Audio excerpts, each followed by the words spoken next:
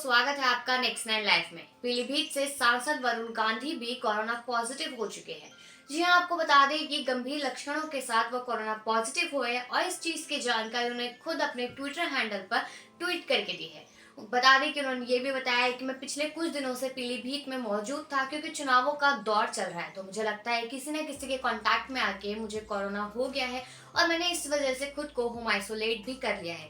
साथ ही साथ उनका ये भी कहना है कि चुनाव आयोग को उम्मीदवारों और राजनीतिक कार्यकर्ता जितने भी हैं उन पर सख्त कार्रवाई करनी चाहिए अगर किसी भी तरह से वो गाइडलाइंस का पालन करते हुए नजर नहीं आते हैं।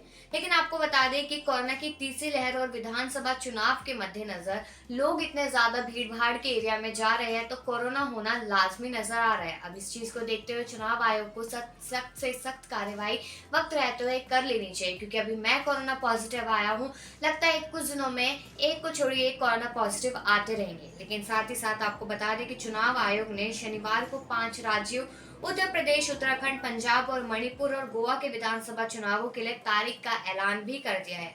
और देश में जिस तरह से कोरोना का कहर लगातार बढ़ता जा रहा है, कभी बॉलीवुड इंडस्ट्री इसके घेरे में आ रही है, कभी आमजन इसके घेरे में आ रहे हैं, लेकिन अब यहाँ पर जो पॉलिटिशियंस हैं वो घेरे में आने शुरू हो गए हैं।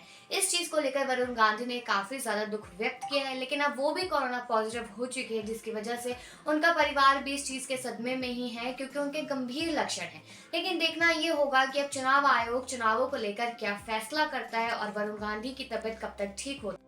अगर आपको विस्तार से बताया तो बता दें कि वरुण गांधी ने ट्विटर पर लिखा कि 3 दिन तक पीलीभीत में रहने के बाद में काफ़ी गंभीर लक्षणों के साथ मेरा कोरोना टेस्ट पॉजिटिव आया है।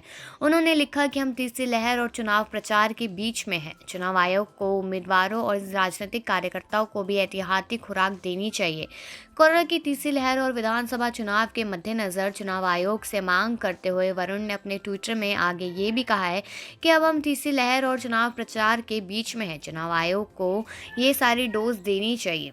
बता दें कि उत्तर प्रदेश, उत्तराखंड, पंजाब, मणिपुर और गोवा के विधानसभा चुनावों के लिए तारीखों का ऐलान कर दिया गया है।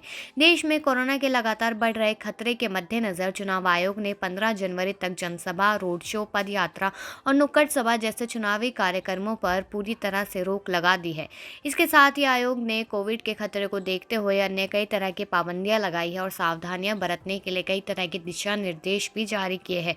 चुनाव आयोग ने यह भी साफ कर दिया है कि कोविड दिशा नहीं मानने वालों के खिलाफ आयोग कड़ी कार्रवाई करेगा, लेकिन चुनावी माहौल और राजनीतिक दलों के इतिहास एवं रवैये को देखते हुए अभी भी कई लोग यह मान रहे हैं कि नियमों का पालन करवाना आयोग चुनाव के लिए किसी बड़ी चुनौती से कम नहीं होगा।